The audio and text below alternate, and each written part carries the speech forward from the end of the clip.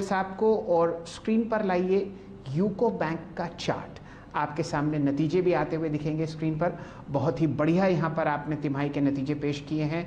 मुनाफा बहुत अच्छी तरीके से बढ़ता हुआ आपको दिखा है, लगभग 3 गुना, और नंबर आपके सामने आएगा लगभग 80 करोड़ रुपए का, मुकाबले लगभग 17 करोड़।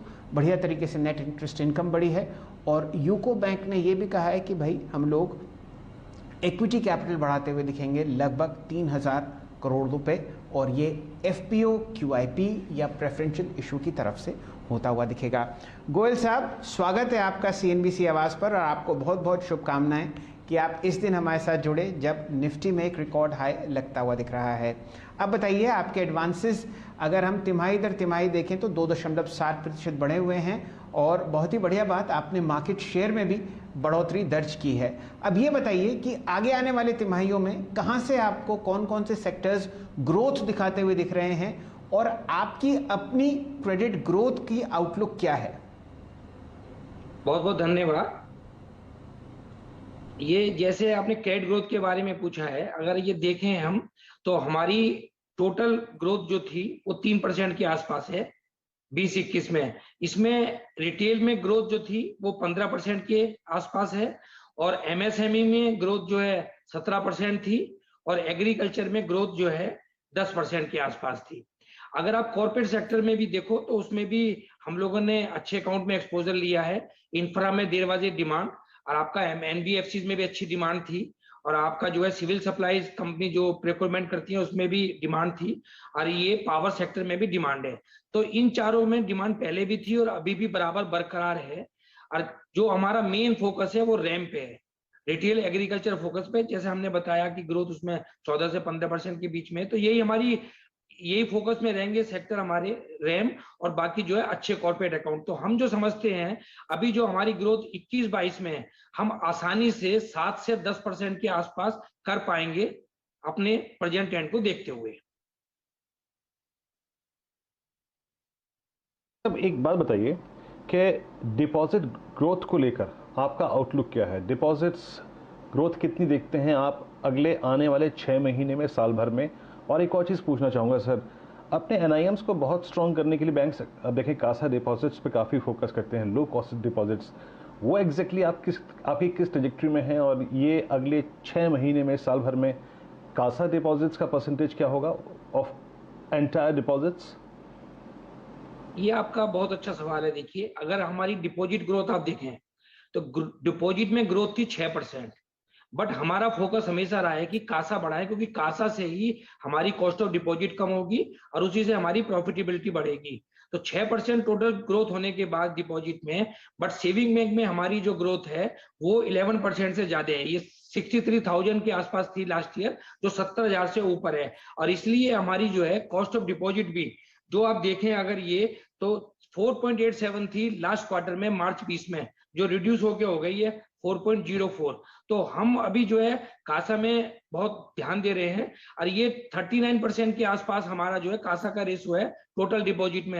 और हम आशा करते हैं कि जिस रेट रफ्तार से हमारी कासा की ग्रोथ बढ़ रही है, तो ये हम जो है 40% और 41% के बीच में इस फाइनेंशियल ईयर में इसको लेके जाएंगे।